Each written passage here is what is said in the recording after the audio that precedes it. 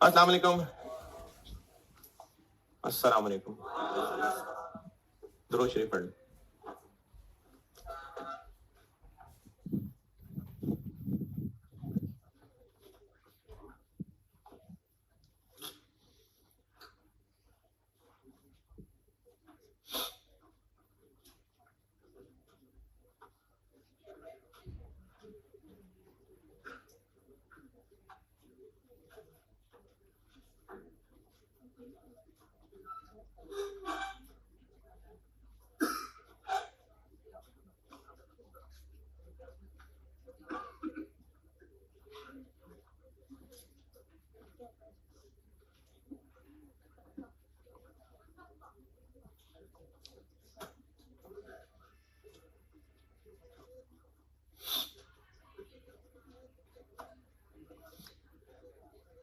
अगर कोई बीमारी है ना बहुत साफ किस्म की, और चलो शुगर की मिसाल लेते हैं, किसी का टांग में इन्फेक्शन हो गई शुगर की वजह, पाँव में इन्फेक्शन हो गई और इन्फेक्शन खराब हो गई बहुत ज्यादा, तो अब ये डॉक्टर ने चेक करना है कि टांग बच सकती है कि नहीं बच सकती। अगर उसको लगेगा कि हाँ अभी भी बच सकता है तो फिर दवाइयों से ठीक हो जाएगा, लेकिन उसको लग रहा है कि नहीं अब नहीं बच सकता तो फिर वो रिमूव हो जाएगा, पाँव काट देंगे। किसी अगर डॉक्टर ने कहा जी हाँ जी अभी भी बचाया जा सकता पाँव, तो क्या ठीक बच सकता है ना, बस ठीक है, फिर जाके फिर से वो शरबत पिए जा गए और वो चीनियां खाए जा गए, अभी बच सकता है ना, खैर है। तो ये इसलिए बताया कि अभी भी बच सकता है, देख लो कि फिर से वो बेहतियातियां करे। एक्शन लेना पड़ेगा, बच सकता है तो सिर्फ एक उम्मीद दिलाने की बात हो रही है। इसी तरह एक लड़के ने स्टूडेंट ने, मतलब लड़का लड़की, स्टूडेंट ने बहुत टाइम जाया कर दिया, पढ़ाई नहीं की, और अब एग्जाम की फिक्र जागी और अभी भी वक्त है, तो चलो अभी भी वक्त है तब, तो जो फिर टाइम जाया करने चले जाते हैं। अगर ये कहा जा रहा है कि अभी भी है चांस, तो इसका मतलब है अब ठीक हो जाओ, क्योंकि अब अगर नहीं रहा चांस तो फिर पछतावा है आगे। उसी दिन मैंने जो बात बताई थी ना, उससे मिलती जुलती एक और हदीस बता रहा हूं, और ये एक कोई टेस्ट है। और हाँ ये बात आपको मैं और बता दूं कि जन्नत का वादा ईमान वाले से, ईमान ईमान दिल के यकीन को कहते हैं। मसनद अहमद 22159 है शायद। सईदना अबू उमामा रज़ियल्लाहु तआला अन्हु से रवायत है, वो कहते हैं एक शख्स ने नबी अकरम सल्लल्लाहु अलैहि वसल्लम से पूछा कि गुनाह क्या है। आप सल्लल्लाहु अलैहि वसल्लम ने फरमाया, जब तुम्हारे दिल में किसी चीज के बारे में खटक पैदा हो तो उसको छोड़ दो। ये तकरीबन वैसी सी बात है जो आपको लास्ट क्लास में भी बताई थी। दिल में फील आ जाएगा कि कुछ गड़बड़ है। उसने पूछा कि ईमान क्या है। अब ये ईमान तो वैसे टाइप्स हैं, वो बचपन में रट्टे भी लगाए होते हैं, अल्लाह पे ईमान है, आखिरत पे ईमान है, लेकिन इसके जवाब से, इस सवाल के जवाब से आइडिया हो रहा है कि मैं पूछना चाह रहा था कि अभी भी मेरे दिल में ईमान है कि नहीं, मैं कैसे चेक करूं। आप सल्लल्लाहु अलैहि वसल्लम ने फरमाया, जब तुम्हें अपनी बुराई बुरी लगे और अपनी नेकी अच्छी लगे तो तुम मोमिन हो। तो अगर इस वक्त ये स्टेट है ना मेरी कि मेरे जिंदगी में जितनी गड़बड़े हैं, बुराइयां, और मुझे फील ही नहीं हो रहा कि मैं गलत कर रहा हूं, तो बहुत परेशानी वाली बात।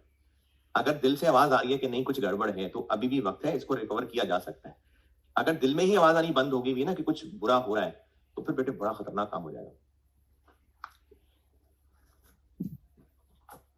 इन्वेंट्री से हम बखैर आफियत बाहर आ गए, और स्प्रिंग 24 आपको कहा था कि दोबारा आपने करना है सॉल्व, तो फिर किया भी होना चाहिए था।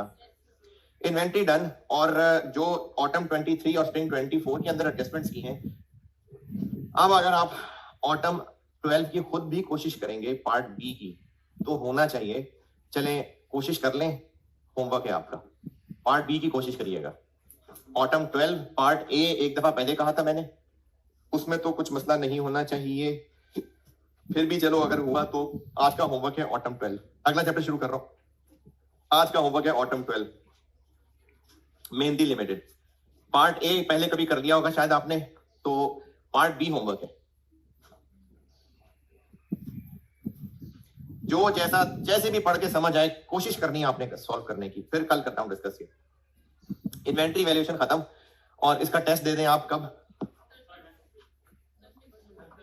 थर्सडे को। फ्राइडे, आज मंडे है, तो फिर एग्जाम से फारिग होकर कर लेते हैं आराम से, तसल्ली, है ना। 3-4 दिन बहुत होते हैं, इतना बड़ा गैप ना रखें। वेडनेसडे, थर्सडे, थर्सडे जिसको कोई बहुत मसला हो फ्राइडे को दे, लेकिन दे दें टेस्ट, ठीक है। क्लास टाइम में नहीं, टेस्ट क्लास टाइम में नहीं होता, क्लास के दौरान नहीं होता टेस्ट। क्या टाइम रखा हुआ भाई? उससे पहले नहीं। उस दिन आप वैसे तो रूम तो अवेलेबल होगा 1:30 बजे ऑनवर्ड, लेकिन अगर किसी का क्लैश का मसला है तो वो ये सुएब को बता देना, हो जाएगा टेस्ट। क्लास टाइम में नहीं है टेस्ट, ये उस दिन फुटा मार ले, नहीं, क्लास टाइम में पढ़ाना है मैंने उस दिन, फिर क्लास के बाद आप किसी भी टाइम टेस्ट दे सकते हैं। इन्वेंट्री वैल्यूएशन खत्म, लास्ट टाइम इसका सवाल नहीं आया था, शायद इस दफा आ जाए। अच्छा, इसमें अब इस चैप्टर में ना आप देखें एक सवाल होगा स्प्रिंग 23 इन्वेंट्री वैल्यूएशन वाले में। ये अभी मैंने छोड़ दिया है सवाल, और बाद में भी करना तो आप नहीं है उसमें तौफीक, लेकिन ये ओवरहेड्स के चैप्टर के बाद ही करिएगा ट्राई, क्योंकि इसमें ना खर्चे बांटना, किस रेशो में बांटना, वो काम जब स्प्रिंग 23 ये चैप्टर में क्वेश्चन 2 होगा, 3 होगा, क्वेश्चन 3 होगा। ये असगर अली एसोसिएट्स के नाम से सवाल है, स्प्रिंग 23 चैप्टर में क्वेश्चन 3 होगा। ये जब आप ओवरहेड्स कर लेना, क्योंकि इसमें ना कुछ खर्चे किसी रेशो में बांटे हुए हैं, तो वो अभी ना करें ट्राई, ओवरहेड्स के ऊपर लिख लेना, ओवरहेड्स चैप्टर के बाद आप खुद ही करेंगे ट्राई। मेरी तरफ से ये चैप्टर डन। अगला चैप्टर ओवरहेड्स, ये आसान है वैसे, कोई बहुत मुश्किल सवाल आ जाए तो आ जाए, जो कि है नहीं, ये कॉस्ट के आसान टॉपिक्स में से ही है। ओवरहेड्स, इसको मैंने अपनी बुक में रखा हुआ है चैप्टर 2।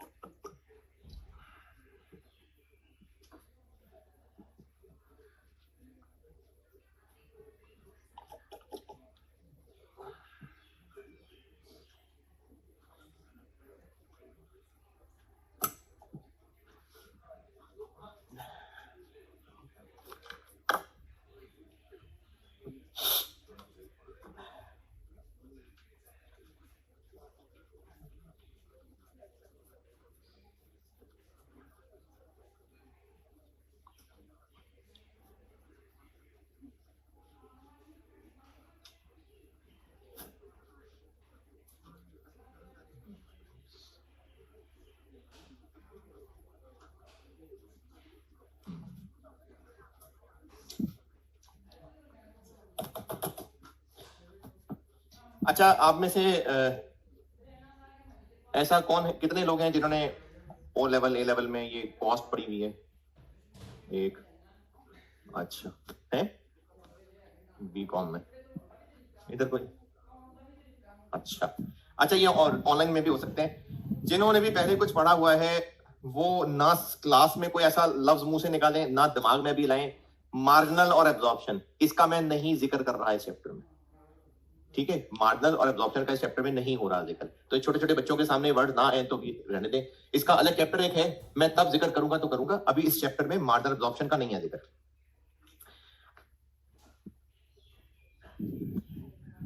अच्छा, इस चैप्टर के ना इंट्रोडक्शन के लिए कहानी सुना रहा हूं, और वो सिर्फ इसका इंट्रोडक्शन है, उसमें जो भी मैं कैलकुलेशंस करूंगा उससे फिर मैं आपको इस चैप्टर पे लाऊंगा कि इस चैप्टर में हम करने क्या लगे। अगर एक बिजनेस, सिर्फ इंट्रोडक्शन की डिस्कशन है, फिर मैं इस चैप्टर की जरूरत बताऊंगा।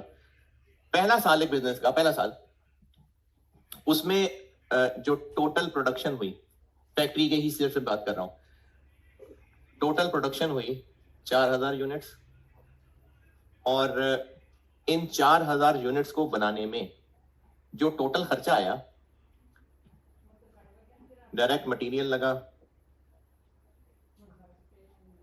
80,000, डायरेक्ट लेबर लगी 120,000, और FH 160,000। टोटल कितना खर्चा हुआ?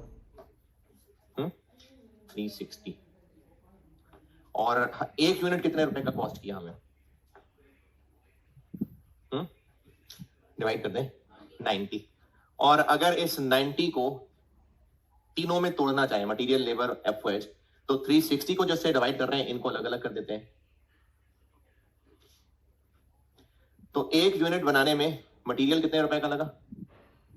20, लेबर जी 30 और एफओएच 40। तो ऐसे बना है ये 90। एफओएच में क्या होता है शामिल? फैक्ट्री के सारे खर्चे, इन दोनों के अलावा फैक्ट्री के सारे खर्चों को एफओएच कहते हैं। ईयर 2 टोटल प्रोडक्शन हुई 7000 यूनिट्स। अच्छा, मैं अभी इस वक्त जो डिस्कशन कर रहा हूं ना, महंगाई इग्नोर्ड है। महंगाई और क्वालिटी चेंज हो जाना, इस तरह की चेंजेस इग्नोर कर रहा हूं। जो असल में बात समझाना चाह रहा हूं मैं आपको, उसमें महंगाई, क्वालिटी चेंज, वर्कर्स बदल गए, मटेरियल की क्वालिटी बदल गई, ये सब इग्नोर्ड है अभी। अगले साल इन 7000 यूनिट्स को बनाने में जो खर्चा आया,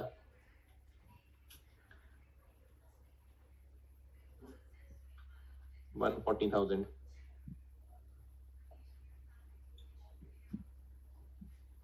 10,000,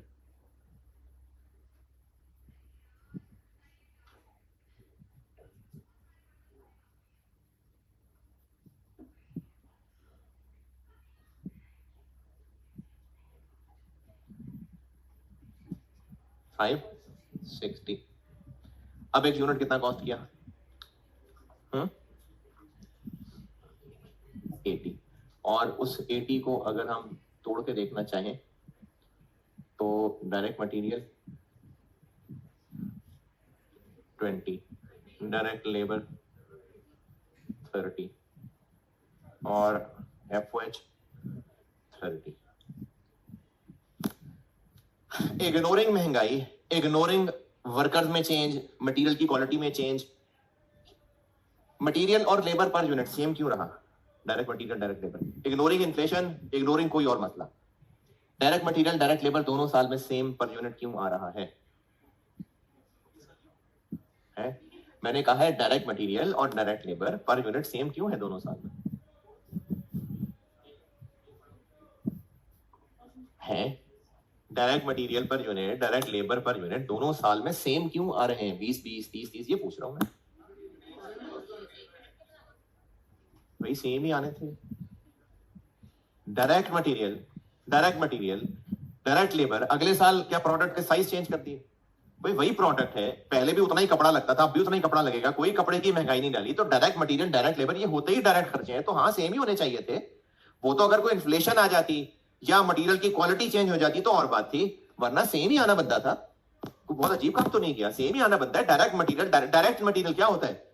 जो एक प्रोडक्ट में कितने रुपए का मटेरियल लगेगा पता है, क्योंकि उससे डायरेक्टली रिलेटेड है, उसका हिस्सा है, तो वो तो हर साल उतना ही रहना चाहिए। अगर महंगाई नहीं हो रही तो हर साल उतना ही होना चाहिए।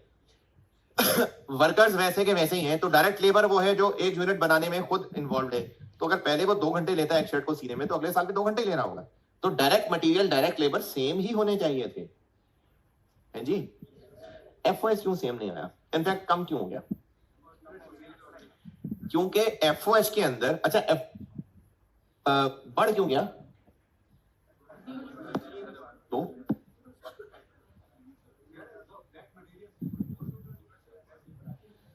तो इसका जवाब यह है कि एफओएच में वेरिएबल खर्चे भी होते हैं, फिक्स खर्चे भी होते हैं। क्योंकि प्रोडक्शन बढ़ी तो बिजली का बिल ज्यादा, फ्यूल ज्यादा, इनडायरेक्ट मटेरियल ज्यादा, क्योंकि वेरिएबल खर्चे हैं तो एफओएच का भी बढ़ना बनता था, लेकिन रेंट भी बढ़ना बनता था, क्योंकि अब की बार हमने 4000 की बजाय 7000 यूनिट्स बना लिए। नहीं, फैक्ट्री के परमानेंट स्टाफ की सैलरीज भी बढ़नी बनती थी। तो एफओएच के अंदर चूंकि फिक्स्ड भी हैं, वो थोड़ी बड़े होंगे, वेरिएबल बड़े होंगे। 1.60 से 2.10 हो गया, लेकिन फिक्स तो नहीं बड़े होंगे। मैंने फिर कह रहा हूं कि मैं इस वक्त जो आपको बात समझाना चाह रहा हूं, नींद आ रही है, मैं जो आपको बात समझाना चाह रहा हूं उसमें मैं इन्फ्लेशन को इग्नोर कर रहा हूं। असल में आपको सिर्फ मैं प्रोडक्शन के साथ एक चीज का रिलेशन बताना चाह रहा हूं। डायरेक्ट मटेरियल, डायरेक्ट लेबर क्यों सेम पर यूनिट है? फिक्स कहां से आ? एक यूनिट में जितना मटेरियल लगना है, जितना लेबर लगना है, वो उतना ही हर साल लगेगा, इग्नोरिंग महंगाई। तो direct material, direct labour per unit हाँ सेम होने चाहिए थे। एफओएच सेम नहीं रह सकते, वो चेंज हो जाने थे पर यूनिट। अगर प्रोडक्शन चेंज हो जाएगी तो एफओएच पर यूनिट चेंज होंगे ही होंगे। क्यों चेंज होंगे? फिक्स्ड की वजह से, मेनली फिक्स्ड की वजह से। इसीलिए देखें ना, थोड़ा हो गया। क्यों थोड़ा हो गया पर यूनिट? क्योंकि टोटल खर्चा उतना ही रहा, यूनिट्स बढ़ गए, ज्यादा यूनिट से डिवाइड किया, है ना। तो अब इस सारी डिस्कशन में पॉइंट क्या है? बिजनेस को क्यों जानना जरूरी है कि एक यूनिट कितने रुपए का कॉस्ट कर रहा है? मैन्युफैक्चरिंग बिजनेस, हाँ बिल्कुल ठीक है, सेल प्राइस निकालनी हो सकती है। और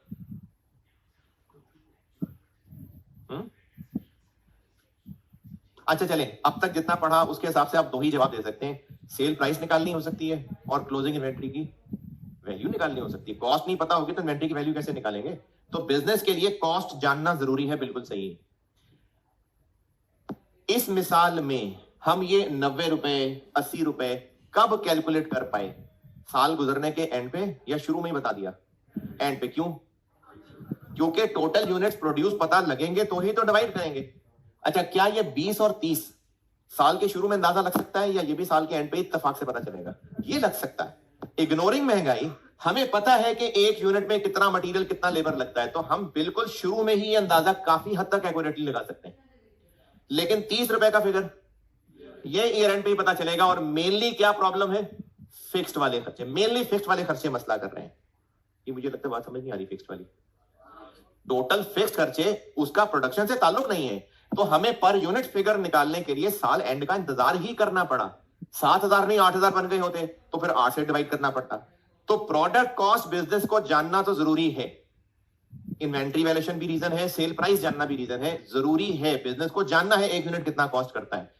अच्छा, अगर सेल प्राइस के लिए जानना है तो साल एंड का इंतजार करेंगे, कस्टमर पूछेगा कितने की चीज बेच रहे हैं। अच्छा यार बताएंगे, ठहरो जरा, साल बाद बताएंगे तुम्हें। साल एंड का इंतजार करें बैठ के? नहीं, तो बिजनेस नहीं चलेगा। तो हमें समहाउ साल के शुरू में ये जानना है, लेकिन साल के शुरू में तो हमें इसके बारे में पता ही नहीं होगा। एट स्टार्ट ऑफ पीरियड ये मुश्किल है जानना। तो प्रोडक्ट की, अच्छा ओवरहेड्स का चैप्टर है तो हम ट्रेडिंग बिजनेस की बात कर रहे हैं। मैन्युफैक्चरिंग, अब डिस्कशन सारी मैन्युफैक्चरिंग बिजनेस की हो रही है, ट्रेडिंग बिजनेस की बात हो ही नहीं रही इस चैप्टर के अंदर। हम एफओएच पढ़ रहे हैं तो मैन्युफैक्चरिंग की बात हो रही है। तो मैन्युफैक्चरिंग बिजनेस अपने फिनिश गुड्स की पर यूनिट कॉस्ट जानना चाहता है। कभी मैं इसको प्रोडक्ट की पर यूनिट कॉस्ट कह रहा हूँ, कभी प्रोडक्ट कॉस्ट कह रहा हूँ, कभी फिनिश गुड्स की कॉस्ट कह रहा हूँ, बात एक ही है। तो बिजनेस अपने प्रोडक्ट की कॉस्ट जानना चाहेगा और साल के शुरू में भी जानना चाहेगा। तो जान ले मसला क्या है। प्रोडक्ट कॉस्ट के अंदर ये जो एफओएच वाला कंपोनेंट है, ये शुरू में जानना मुश्किल है, इसका कोई ना कोई हल करना पड़ेगा। ये चीज हम इस चैप्टर में सीखने लगे। यानी इस चैप्टर में हमारी मेन डिस्कशन ये है कि प्रोडक्ट की कॉस्ट के अंदर एफओएच जो शामिल करना है वो कितना शामिल करना है। ये मेनली इस चैप्टर में ये डिस्कस होने लगा। ओके, तो ये अपने आप को कुछ ना कुछ तो समझा लेते, कुछ तो लिख लेते। इस चैप्टर में मेनली हम लोग डिस्कस करने लगे हैं कि प्रोडक्ट की कॉस्ट में जो एफओएच वाला कंपोनेंट है कितना है जो प्रोडक्ट कॉस्ट में शामिल होना चाहिए। ये है मेनली इस चैप्टर की डिस्कशन।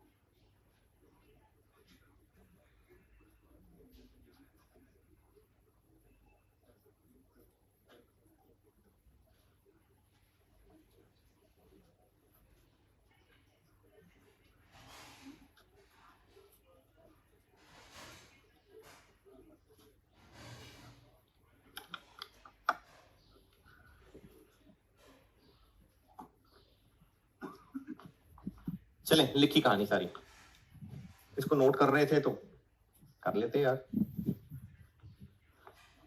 यार ये बोर्ड पे जो सब बताता हूँ शुगर तो नहीं लगा रहा होता, काम की बात होती है लिख लिया करें।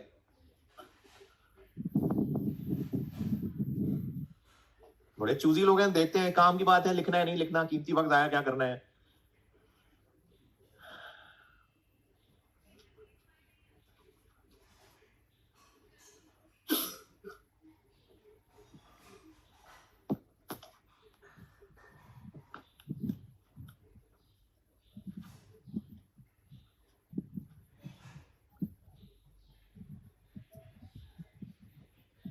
अच्छा, कुछ चैप्टर्स में मैंने ऐसा नहीं किया हुआ, कुछ कुछ में है, कुछ में ऐसा नहीं है। मैं आपको चैप्टर के ना शुरू में बताया करूंगा कि मैं इस चैप्टर को टुकड़ों में बांट रहा हूँ, क्योंकि कोशिश मैं अपने स्टूडेंट लाइफ में भी यही कोशिश करता था कि अपने लेक्चर नोट्स बहुत स्ट्रक्चर्ड बनाऊं, तो आपको भी कोशिश स्ट्रक्चर पढ़ाने की करूंगा। सब चैप्टर में नहीं ऐसे किया हुआ मैंने, जिन जिन में किया होगा उसमें लिख दूंगा कि मैंने इस चैप्टर को फॉलोइंग टुकड़ों में तोड़ा है।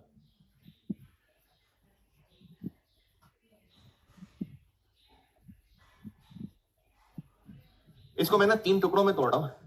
एक टुकड़ा है जिसमें हम लोग कुछ कैलकुलेशंस सीखेंगे जो हो रही होती हैं एट स्टार्ट ऑफ पीरियड।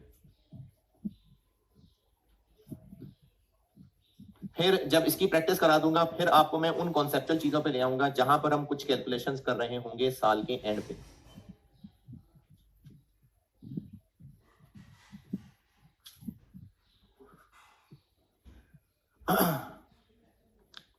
और इतनी तो आपसे अकल की उम्मीद करूंगा कि अगर हम साल के शुरू में कुछ कैलकुलेशंस कर रहे हैं तो साल के शुरू में तो एक्चुअल फिगर्स ही नहीं पता, तो एस्टिमेटेड या बजटेड फिगर्स यूज हो रही होती है।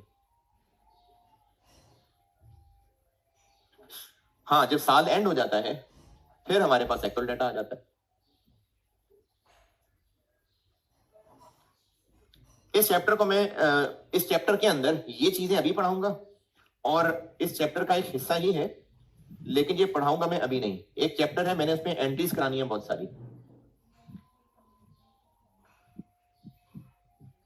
तो ये तीसरा हिस्सा जो है ना, ये मैं पेंडिंग करके उस चैप्टर के साथ कवर कराऊंगा, अभी नहीं कराऊंगा।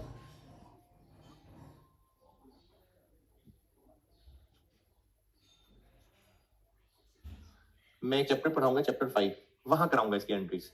तो अभी एंट्रीज नहीं करूंगा डिस्कस किसकी, बाकी 2 चीजें हम इस चैप्टर में करेंगे।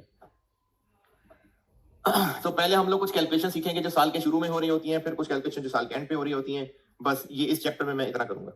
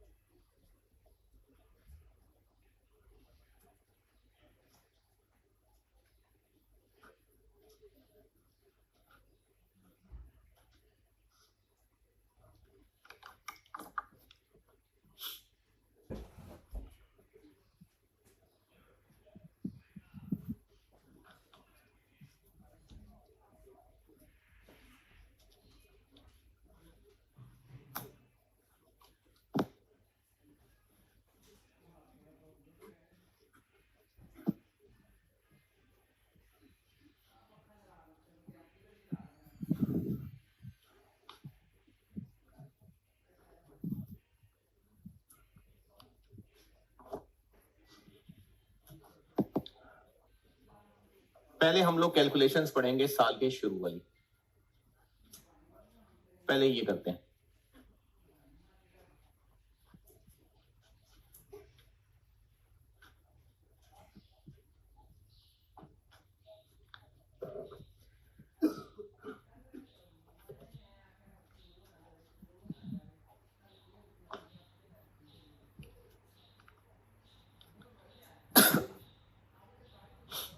हमें अगर ये 80 रुपए साल के शुरू में जानना है तो 20 और 30 का अंदाजा तो काफी एक्यूरेट लग सकता है।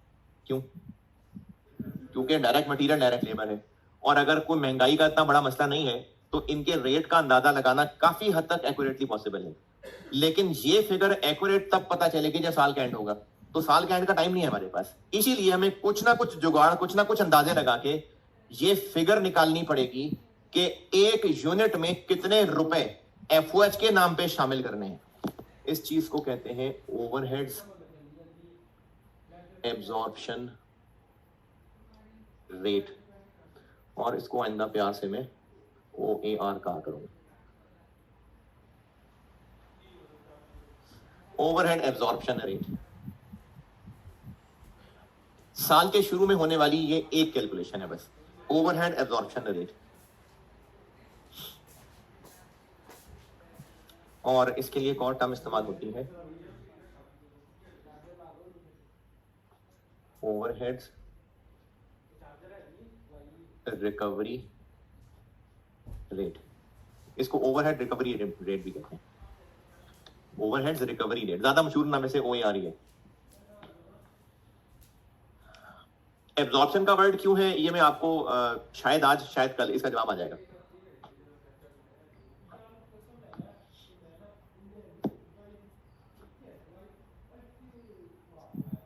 मेरे इस मिसाल में ये 30 रुपए तो ईयर एंड पे एक्यूरेट डाटा से कैलकुलेट किया था ना, एक्चुअल डाटा से। साल के शुरू में तो हमें नहीं पता होगा 7,000 या 2,10,000, तो साल के शुरू में किसी ना किसी अंदाजे से ये कैलकुलेट किया जाएगा, मिसाल के तौर पे 24 रुपए, ये 24 OAR कहलाता है। तो overhead absorption rate, it is pre determined rate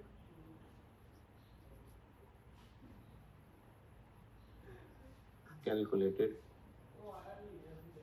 at start of period using budgeted information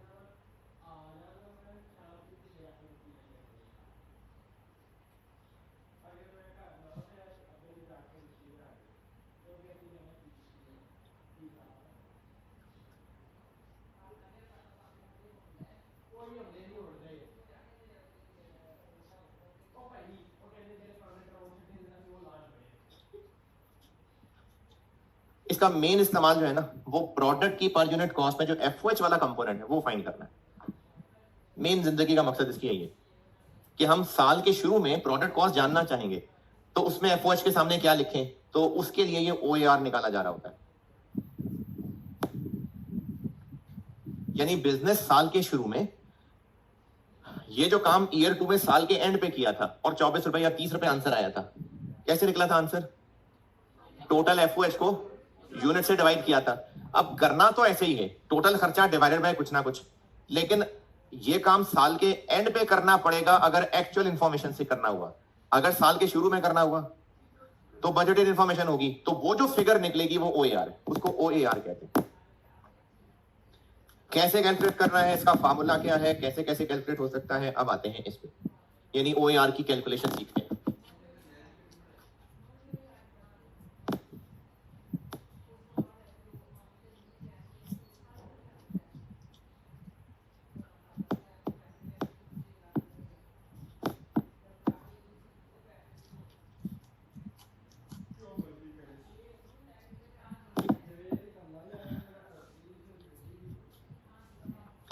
calculation of OAR सिखाने लगा हूं।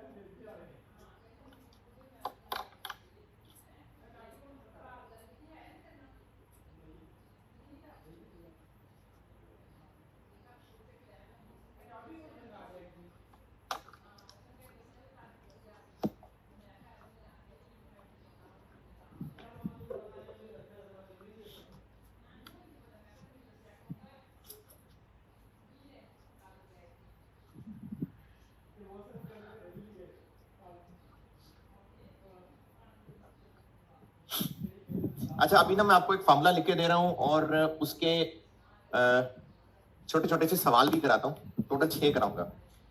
उसके बाद इस सारी डिस्कशन को ना, हो सकता है आपको कुछ बात समझ आए, हो सकता है ना आए, कोई बात नहीं। एक बार वो सवाल कराने के बाद मैं इनको फिर से समेटूंगा, फिर इंशाल्लाह बहुत सारी चीजें जोड़ने की कोशिश करूंगा। लेकिन सवालों से पहले कुछ उससे पहले वाली कोशिश भी कर लेता हूं। जब हम किसी भी चीज का रेट निकालते हैं तो उस रेट का इस्तेमाल क्या है? किसी भी चीज का कोई रेट निकालना चाह रहे हैं, किसी खर्चे का रेट, तो उसका यूज क्या है? चले, सवाल मेरा कच्चा है और पक्का करते हैं। अगर कोई फोटोकॉपी वाला बिजनेस ये जानना चाह रहा है कि मुझे एक पेज कितने रुपए कॉस्ट करेगा, इसके लिए उसको बिजली का भी रेट चाहिए होगा कि बिजली कितनी कॉस्ट करेगी। देखिए, अल्टीमेटली तो उसको जानना है ना कि मुझे एक कॉपी कितनी कॉस्ट करेगी, तभी तो वो प्राइस बताएगा। उसको ये भी जानना है कि बिजली कितना कॉस्ट करती है, उसको ये भी जानना है कि मशीन की रिपेयर कितना कॉस्ट करती है। तो इन सब चीजों के वो कोई ना कोई रेट्स निकालेगा। बिजली कितना कॉस्ट करती है, मशीन एसी कितना कॉस्ट करता है। चलो फोटोकॉपी मशीन को छोड़ें, अभी इशारा किया तो मैंने कहा चलो क्लास की मिसाल दे देते हैं। अगर कॉलेज बिजनेस ये जानना चाहे कि हमें खर्चे कितने पड़ते हैं, क्योंकि प्लान करना होगा कि अब नया कोर्स लॉन्च करने लगे, इतने घंटे का कोर्स होगा, इतनी क्लास चाहिए होगी, इतने स्टूडेंट होंगे, इतनी फीस रखनी पड़ेगी, कैलकुलेशंस करनी है। तो अगर कॉलेज ये कैलकुलेशंस करना चाह रहा है तो एसी का चलना उन्हें कितना कॉस्ट करता है, इसके लिए कोई रेट निकालना पड़ेगा। वो कोई पर आवर रेट निकालना चाहेंगे या पर स्टूडेंट? कॉन्सेप्चुअली क्या बेहतर लगता है? क्यों पर आवर? मतलब क्या साइंस है इसके पीछे कि 1 घंटे एसी चलेगा तो इतना बिल आएगा, तो इसका जो रेट निकाला गया वो पर आवर। अच्छा, सही है, ठीक कर रहा हूं कोशिश। और मिसाल देता हूं, अगर ट्रांसपोर्ट बिजनेस है और वो अपनी गाड़ियां किराए पे देते हैं लोगों को, कोस्टर्स हो गई, हाईएस वगैरह हो गई, अगर उन्होंने अपने कस्टमर्स को किराए पे गाड़ी देनी है, कोस्टर, हाईएस वगैरह, तो उनको उस गाड़ी की मेंटेनेंस, इंजन ऑयल, ये कितना कॉस्ट करता है, ये उसके लिए कोई रेट निकालना चाहेंगे। क्या रेट जानना चाहेगा वो बिजनेस? पर बंदा, पर किलोमीटर, पर आवर, पर किलोमीटर। क्योंकि उस बिजनेस की नेचर इस तरह की है कि उसके अपने खर्चों को जो रेट निकालना पड़ेगा वो पर किलोमीटर, कि 1 किलोमीटर गाड़ी चलती है तो इतने खर्चे आते हैं, ताकि वो अपने कस्टमर को उस तरह की प्राइस बता सके। ठीक है, अगर एक बिजनेस है और वो जिम है, चलें, वो एक्सरसाइज की कोचिंग सर्विसेज प्रोवाइड करते हैं। अब उन्होंने कोच हायर किए होंगे, उनको जिम की मेंटेनेंस वगैरह सब खर्चा पूरा करना होगा। उनके लिए क्या बेहतर रेट होगा? फलाना फलाना खर्चा उनको पर कस्टमर कितना कॉस्ट करता है, ये मिसाल नहीं समझ आई? क्योंकि वहां पर उनके लिए ज्यादा इंपॉर्टेंट जानना यह है कि एक कस्टमर के ऊपर हमें कितना खर्चा आता है, ताकि वो फीस। तो बताने का मकसद यह है कि बिजनेस जब अपने खर्चों की कोई कॉस्ट जानना चाहेगा तो उनका वो कोई रेट कैलकुलेट करना चाह रहा होगा, और वो हमेशा रेट पर आ रही होगा नहीं, हो नेचर पे डिपेंड करता है। हो सकता है पर आवर हो सकता है पर बंदा हो सकता है पर यूनिट हो सकता है पर केजी हो। ये बिजनेस टू बिजनेस वेरी करेगा। ठीक है, ठीक है, अगर इतनी डिस्कशन कच्ची कच्ची समझ आई है तो भी बहुत है। OAR का एक फार्मूला है, और ये OAR कैलकुलेट कब होना है? स्टार्ट पे। OAR का फार्मूला है टोटल, अच्छा चूंकि स्टार्ट पे कैलकुलेट होना है तो फिगर्स बजटेड होंगी। Total budgeted FOH divided by total budgeted units of base. अब ये बेस से क्या मुराद है? अगर बिजनेस OAR मशीन आवर्स के हिसाब से जानना चाह रहा है तो उसका एंड आंसर क्या निकलेगा? रुपीस पर मशीन आवर। फार्मूले में क्या रखेंगे? Total budgeted FOH divided by total budgeted machine hours, कि वो मशीन आवर्स की बेस पे OAR निकालना चाह रहा है। अच्छा, अगर बिजनेस कैलकुलेट करना चाह रहा है मटेरियल के केजी के ऊपर, ओवरहेड का रेट वो रुपीस पर केजी के हिसाब से जानना चाह रहा है, तो total budgeted FOH divided by total budgeted material के जितने केजी लगने हैं। अच्छा, अगर ये बिजनेस जानना चाह रहा है कि प्रोडक्ट का unit rate per unit of product, total budgeted FOH divided by total budgeted units produced, sold, produce, हम एफओएच प्रोडक्शन खर्चों की बात कर रहे हैं। अगर बिजनेस जानना चाह रहे हैं कि वो एक ओएआर का रेट पर लेबर आवर जानना चाहते हैं, तो वो कैसे कैलकुलेट करेंगे? Total budgeted FOH divided by total budgeted labour hours. चलो सारे फार्मूले बना लिए आपने, ठीक है, शाबाश। फार्मूला ये है, अब इसमें इन अब formula any one of following famous basis are used. इस फार्मूले के अंदर 6 मशहूर बेसिस हैं। आपको खैर सवाल में गाइड किया होगा कि कौन सी बेस यूज करनी है।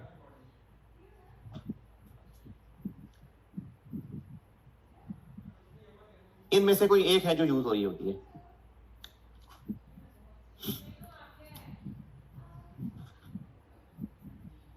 एक बेस होती है डायरेक्ट, सबसे मशहूर यही है, डायरेक्ट लेबर आवर्स। इसको यूज करना हो तो फार्मूला क्या होगा? Total budgeted efforts divided by total budgeted direct labour hours. Budget की बात मतलब समझ आ रहा है? बिजनेस ना साल के शुरू में अपना एक प्लान बनाता है कि हम इतने यूनिट्स बनाएंगे, इतने यूनिट्स बेचेंगे, इतना खर्चा आएगा, ये सब बजट होता है। अच्छा, जब ये फार्मूले में इसको रखेंगे तो इसका आंसर फिर क्या बन रहा होगा? रुपीस पर लेबर आवर। ये बताना चाह रहा हूं मैं कि अगर ये बेस यूज हुई तो ओईआर इस शक्ल का होगा। एक और मशहूर बेस होती है, ये भी फेमस है काफी, मशीन आवर्स। तो फार्मूला क्या बन जाएगा? Total budgeted efforts divided by total budgeted machine hours. और इसका आंसर जो निकलेगा वो किस शक्ल का होगा? रुपीस पर मशीन आवर। और एक और मशहूर बेस होती है प्रोडक्शन यूनिट्स, यानी जो प्रोडक्ट के यूनिट्स बनाएंगे हम। फार्मूला क्या बन जाएगा? Total budgeted FOH divided by total budgeted production. और इसका आंसर क्या बनेगा? Rupees per unit.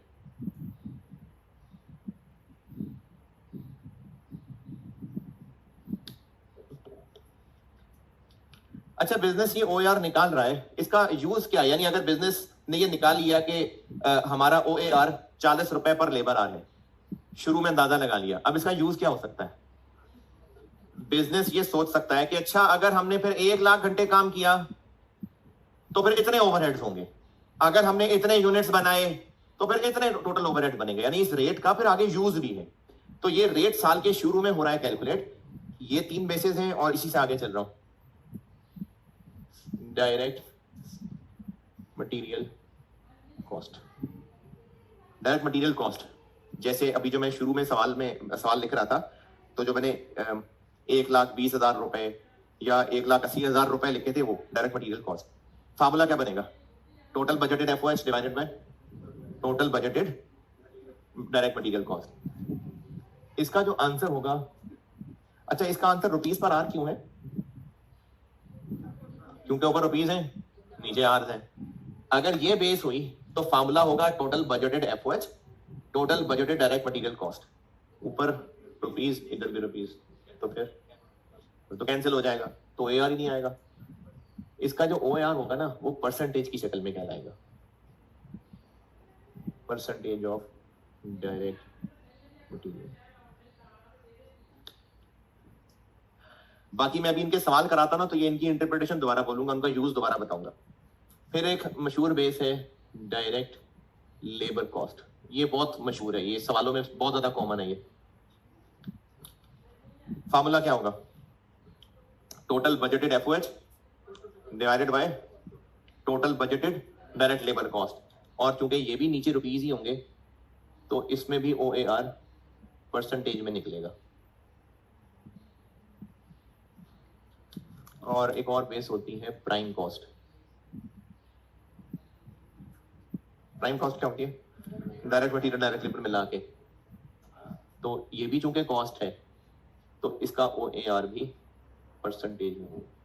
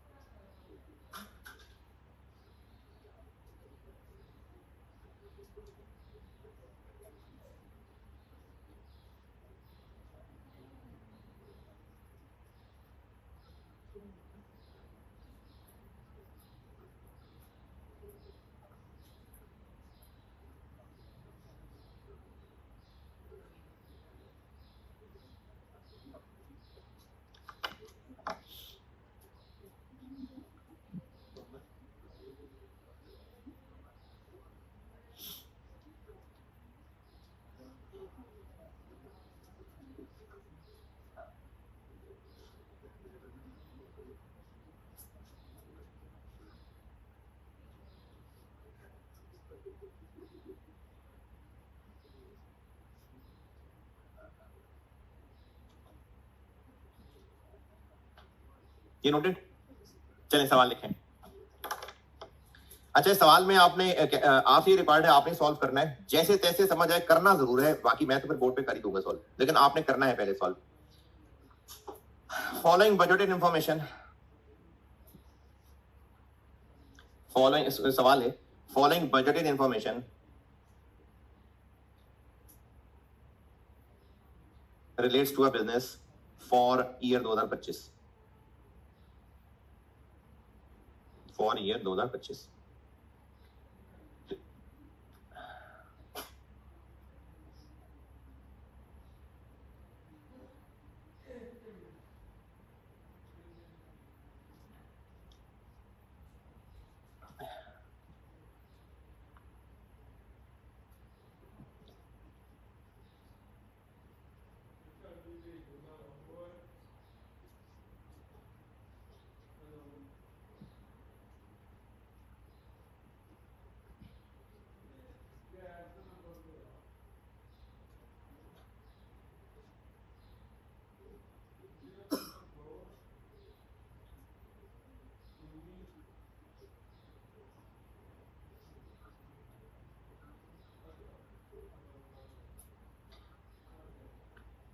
Production, production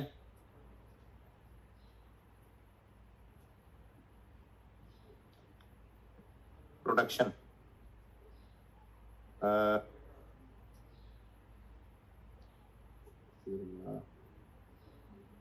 बता दो, बता दो।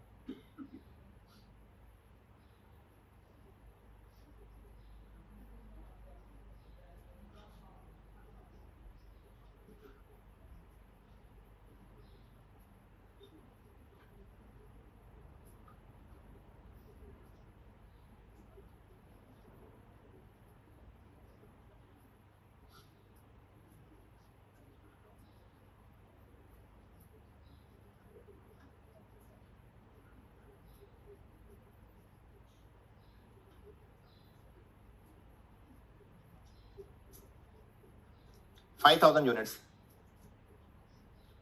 5000 यूनिट्स, प्रोडक्शन है 5000 यूनिट्स।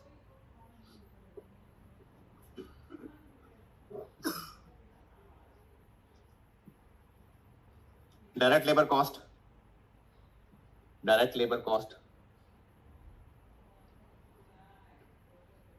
400 पर आवर, 400 रुपए पर लेबर आवर, 400 पर लेबर आवर।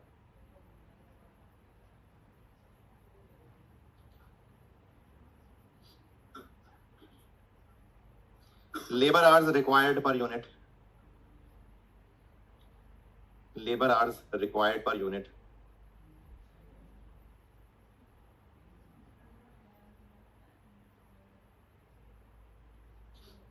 0.5, आधा घंटा पर यूनिट।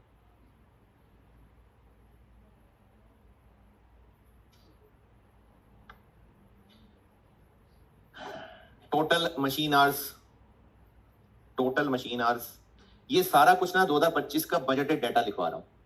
5000 यूनिट्स बनाएंगे, एक लेबर को एक आवर काम करने का 400 रुपए देंगे, एक यूनिट बनाने में 0.5 लेबर आवर्स लगेंगे, पूरे साल में टोटल मशीन आवर्स लगेंगे 3000, 3000।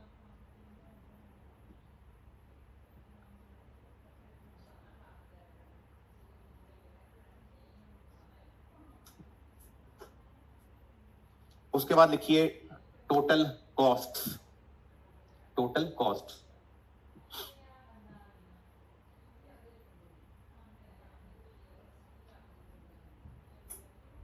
Sorry total FOH, total FOH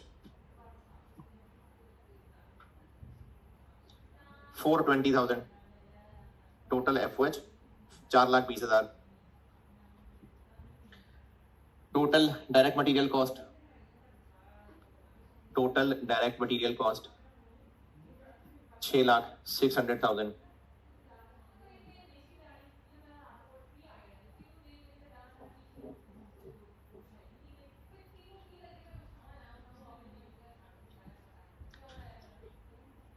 required है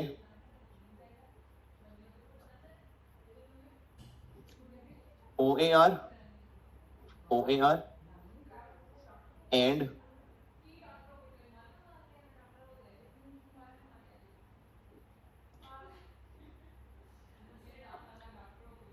FOH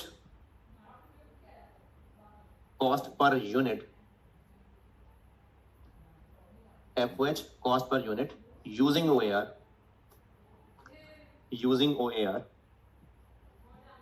यानी OAR निकालना है और फिर FOH cost per unit using OAR निकालनी है for each of the following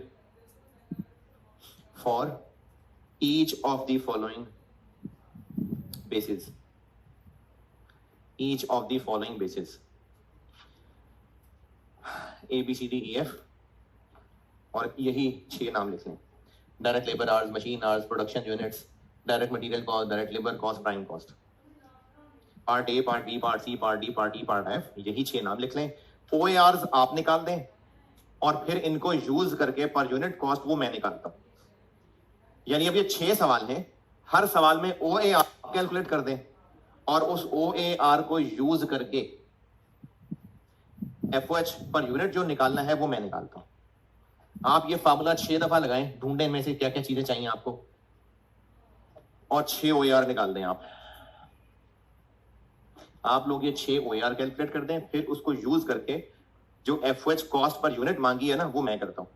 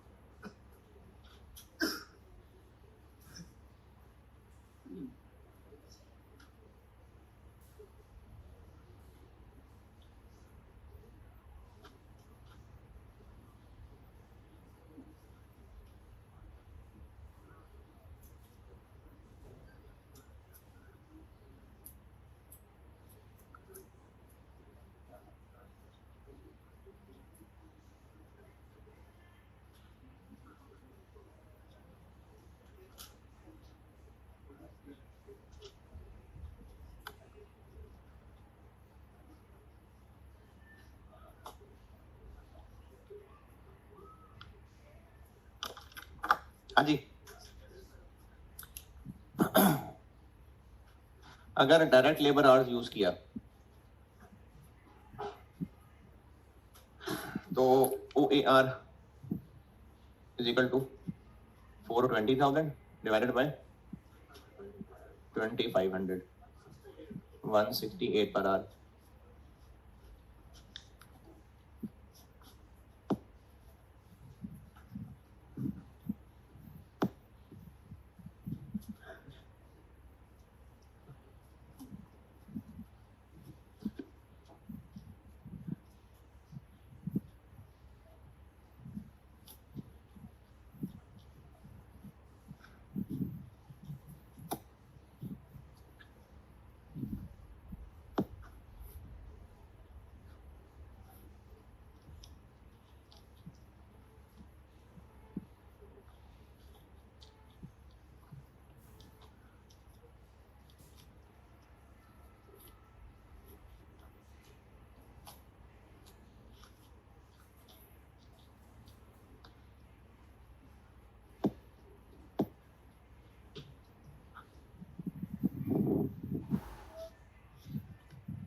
दूसरा machine hours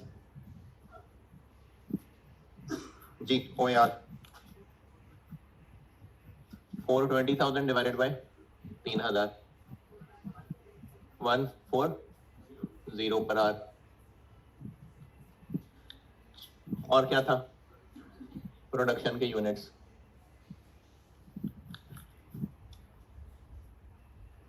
total budgeted FOH divided by total budgeted production, 84 per unit.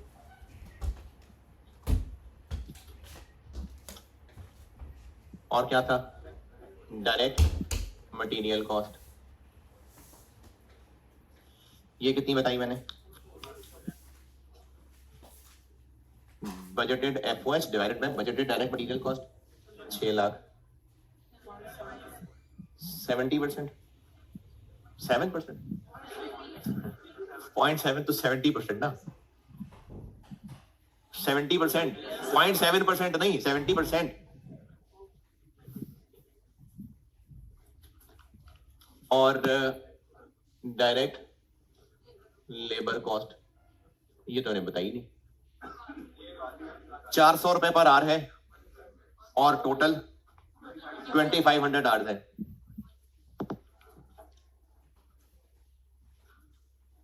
$420,000 divided bye 1 million, 42%। ये 1 मिलियन नहीं समझ आया तो दोबारा बताता हूं।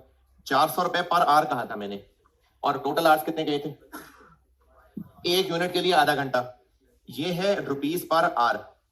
और अगर हमें टोटल आवर्स पता चल जाए तो एक यूनिट के लिए आधा घंटा है, तो 5000 के लिए 2500 सब सारे 400 इंटू 2500, 1 मिलियन। और प्राइम कॉस्ट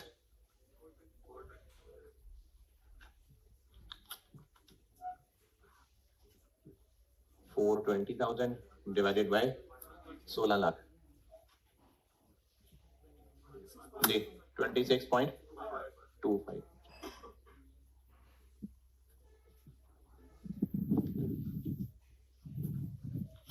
अच्छा, प्राइम कॉस्ट इन दोनों को ऐड करके आती है, तो फिर ये 70 और 42 को ऐड कर लेते फिर नहीं?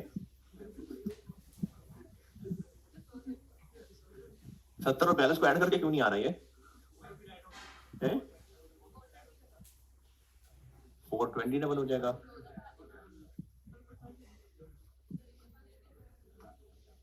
420 डबल हो जाएगा।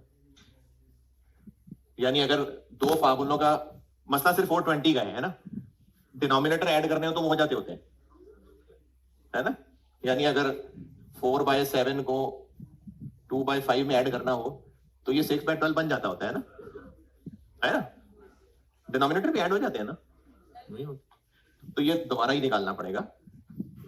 ये 6 बेसिस पे OAR निकालने थे, निकाल लिए होंगे। इनका मतलब क्या है? जैसे ये जो 168 निकाला है, अब बिजनेस ने ये साल के शुरू में रेट कैलकुलेट कर लिया, इनकी इंटरप्रिटेशन ये है, ये सब साल के शुरू में अंदाजे लग रहे हैं। इसका मतलब ये है, अच्छा एक बिजनेस ये 6 के 6 निकाल रहा होगा? नहीं, कोई एक यूज कर रहा होगा। मैंने तो आपको बस ये कहा है कि 6 तरीके हैं, बिजनेस की मर्जी वो इनमें से कौन सा करना चाहता है। बिजनेस तो कोई एक कर रहा होगा, मैं तो सारे सिखा रहा हूं। अगर बिजनेस ये कैलकुलेट करता होगा तो 168 पर आवर का मतलब है कि बिजनेस ने साल के शुरू में अंदाजा लगाया कि लेबर जब भी काम करेगी, 1 घंटा वर्कर काम करेंगे ना, तो इतने रुपए के ओवरहेड्स भी होंगे। इसका मतलब यह है कि जब लेबर 1 घंटा काम करेंगे तो साथ इतने ओवरहेड्स भी होंगे। इसकी क्या इंटरप्रिटेशन है कि मशीन 1 घंटा चलेगी तो इतने रुपए के ओवरहेड्स होंगे। एक यूनिट बनेगा तो इतने रुपए के ओवरहेड्स होंगे। इस पूरे साल में जितनी भी मटेरियल कॉस्ट लगेगी उसके 70% के बराबर एफओएच भी लगेंगे। पूरे साल में जितनी भी लेबर कॉस्ट लगेगी उसके 42% के बराबर एफओएच भी लगेंगे। ये मतलब है इस ओएआर का। अच्छा, दूसरी चीज मैंने आपसे कही थी कि ओएआर को यूज करके, अभी ये पर यूनिट थोड़ी लिखा है तो पर आर है, अगर पर यूनिट जानना चाहे, इस ओएआर को यूज करके पर यूनिट जानना हो तो वो तो 84 ही है ना। इधर बताएं पर यूनिट कैसे बनाऊं उसको। ये काम पहले कर चुके हैं आप बचपन में, शुरू की क्लासेस में जब बेसिक कॉन्सेप्ट रिवाइज करा रहा था, कोई बहुत मुश्किल काम नहीं पूछ रहा। 1 घंटा मशीन, 1 घंटा वर्कर्स काम करेंगे तो इतना एफओएच होगा। मैं अगर जानना चाह रहा हूं कि 1 यूनिट बनेगा तो कितना एफओएच होगा, इसको यूज करके कैसे निकालें? नहीं, टोटल यूनिट से डिवाइड नहीं करना, इसको यूज करना है। 1 घंटा लेबर काम करेंगे तो इतने ओवरहेड। अब हमने देखना है कि 1 यूनिट बनाने के लिए कितने घंटे, आधा घंटा ना। तो मैं अगर इसको यूज करके एफओएच पर यूनिट तक जाना चाहूं, 168 पर आर है, मैं पर यूनिट तक जाना चाह रहा हूं, तो 0.5 से मल्टीप्लाई कर दूंगा। ये काम पूरी कॉस्ट में बहुत ज्यादा होना है, बार बार होना है। मैं फिर बताता हूं, रुपीज 168 क्या है पर आर? नहीं, मुझे तो पर यूनिट चाहिए, रुपीज पर यूनिट। तो 0.5 क्या है? 0.5 आर पर यूनिट है। मल्टीप्लाई करने से रुपीज पर यूनिट बन रहा है। इस 140 को यूज करके अगर मैं जानना चाह रहा हूं कि 1 यूनिट बनेगा तो कितना एफओएच लगेगा, क्या करूं भाई? 140 तो है ना, मशीन 1 घंटा चलेगी तो इतने रुपए ओवरहेड होंगे। मैं जानना चाह रहा हूं 1 यूनिट बनेगा तो कितना होगा। इस 140 को यूज करना है, इससे मल्टीप्लाई करूं। क्या चाहिए मुझे? यहां डिजिट नहीं पूछ रहा, क्या मल्टीप्लाई करना है। ये क्या किया है, 1 यूनिट बनता है तो कितने लेबर आवर लगते हैं। अब मुझे क्या चाहिए, यहां 1 यूनिट बनता है तो कितने मशीन आवर लगते हैं, तो वो तो मैंने बताया नहीं। हाँ, टोटल बताए हूं मैं, टोटल 5000 यूनिट्स बताए हैं, टोटल 3000 मशीन आवर्स बताए हैं। तो अगर ये जानना हो कि 1 यूनिट के लिए कितने मशीन आवर, तो डिवाइड कर दें किसको किससे, 3000 को 5000 से, कितना बना 0.6।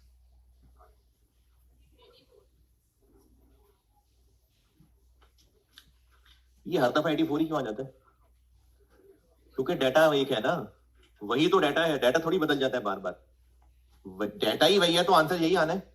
मैं तो आपको सिर्फ ये बता रहा हूं कि अगर कोई बिजनेस ये वाला ओआर यूज करता होगा तो ये उसके लिए कैलकुलेशन है, कोई बिजनेस ये वाला ओआर यूज करता होगा तो ये उसके लिए कैलकुलेशन है। इधर बताएं पर यूनिट तक कैसे पहुंचूं, 70% को यूज करके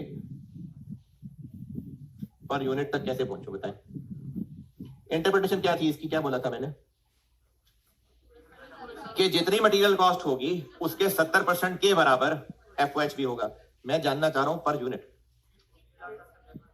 यूनिट से डिवाइड नहीं करना मैंने, मैं सिर्फ कह रहा हूं 70% को यूज करना मैंने। किसका 70% ले लूं, वो तो बेटे टोटल आएगा। देखें मैंने यहां इसको 0.5 से मल्टीप्लाई क्यों किया। अच्छा, ये जो मैं इधर काम सिखा रहा हूं ना, ये लाल लाल वाला काम, ये पूरी कॉस्ट में बहुत ज्यादा है। कहीं पर हमने रुपीज पर आवर से रुपीज पर यूनिट में जाना होगा, कहीं पर यूनिट पर आवर से आवर पर यूनिट में जाना होगा। ये चेंजिंग बहुत ज्यादा है कॉस्ट में, और हो जाएगी यूज टू आप इसके। ये 168 था रुपीज पर आवर, मुझे रुपीज पर यूनिट चाहिए था, तो फिर मल्टीप्लाई करना पड़ा आवर्स पर यूनिट। इंटरप्रिटेशन क्या थी, 1 घंटा काम होगा तो इतने रुपए का खर्चा है, एक यूनिट के लिए कितना खर्चा है, तो उसके लिए जानना जरूरी था कि एक यूनिट बनने में टाइम कितना लगेगा। अब मैं कह रहा हूं कि मटेरियल जितना भी खर्च होगा उसके 70% के बराबर एफओएच लगेगा। अब जानना है कि एक यूनिट के लिए कितना एफओएच लगेगा, तो फिर क्या जानना है इसके लिए, एक यूनिट के लिए मटेरियल कितने रुपए का लगेगा। जी कैसे करें, 6 लाख रुपए टोटल, 5000 यूनिट्स, तो एक यूनिट के लिए 120 रुपए का मटेरियल लगेगा, तो फिर उसके 70% के बराबर एफओएच भी लगेगा।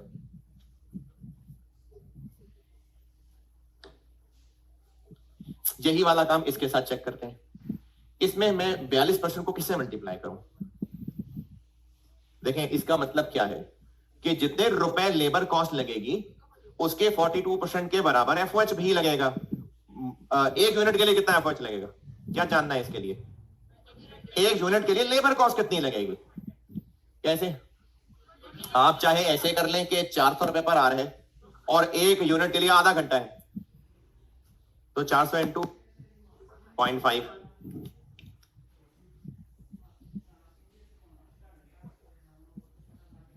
तो 42% को किससे मल्टीप्लाई कर दूं, 200 से।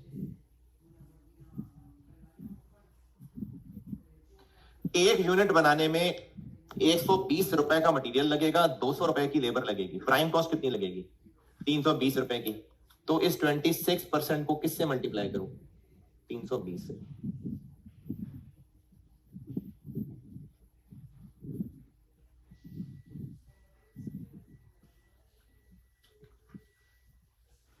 इस सारी मेहनत से मैंने आपको सिखाया है कि एफओएच अगर बिजनेस ओएआर कैलकुलेट करता है तो इनमें से कोई भी एक तरीका लगा रहा होगा, बिजनेस सारे एक ही बिजनेस नहीं कर रहा होगा, ये तो मैंने आपको सारे तरीके सिखाए।